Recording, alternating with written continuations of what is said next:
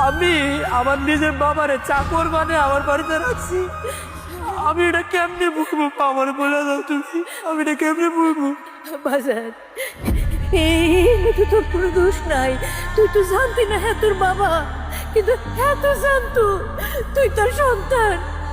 হ্যাঁ যাই না খালি একটা বার তোর দেহনের লেগে তোর বাসায় চাকর হয়ে পড়া ছিল দিনে রাতে।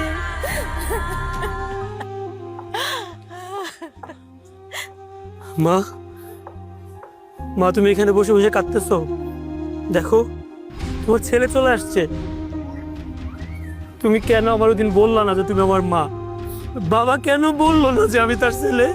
হ্যাঁ, আমি আমার কপালটা এত খারাপ, আমি শেষবারের মতো আমার বাবার কবরে 2 মুঠ মাটি দিতে পারলাম না মা।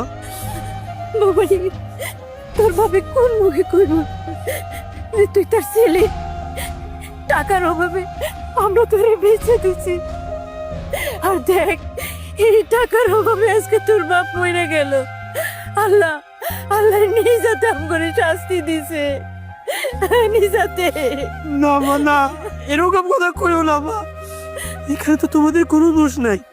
তোমরা যা কিছু করছো তোমরা তো বাধ্য হয়ে করছো। এখানে সব দোষ তো আমার। আমার সব দোষ। আমার বাবা দিনের পর দিন আমার পাশে থাকছে, অথচ আমি একটা মুহূর্তের জন্য বুঝতে পারি না এটা আমার বাবা। আমি একটা বার আমার বাবারে বাবা বলে ডাকতে পারি নাই। আমার বাবার আমি একটু বুকে জড়ায় ধরতে পারি নাই। আমি আমার নিজের বাবারে চাকর মানে আমার বাড়িতে রাখছি। আমি এটা কেমনে বুঝবো? আমার বলে দাও তুমি, আমি এটা কেমনে বুঝবো? বাজার এই তো তোর কোনো দোষ নাই। তুই তো জানতি না হ্যাঁ তোর বাবা, কিন্তু হ্যাঁ তো জানতো তুই তোর সন্তান। হ্যাঁ যাই না খালি একটা বার তোর দেহনের লেগে তোর বাসায় চাকর হয়ে পড়া ছিল দিনে রাতে। আমার বাবা আমারে কেন একটা বার এরকম করে বুকে জড়া ধরে না সবগুলা সত্যি আমার খুলে বললো না কেন মা? আমার বাবা যে আমারে বলতো আমি তো সবগুলা কথা মাইনে নিতাম।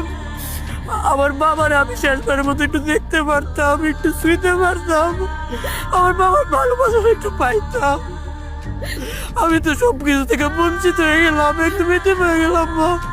বাজান রে, তোর বাবা মরণের আগে তোর দেহনের লেগে ছটফট করছে। ও বাজার বাজার, তুই যখন আয়া পড়ছো তোর বাবার খবরটা একটু জিয়ারত করে যা বাবা। তোর বাবার খবরটা জিয়ারত করে যা। আমি আমি যাবো, আমি অবশ্যই বাবার খবর জিজ্ঞেস করতে যাবো।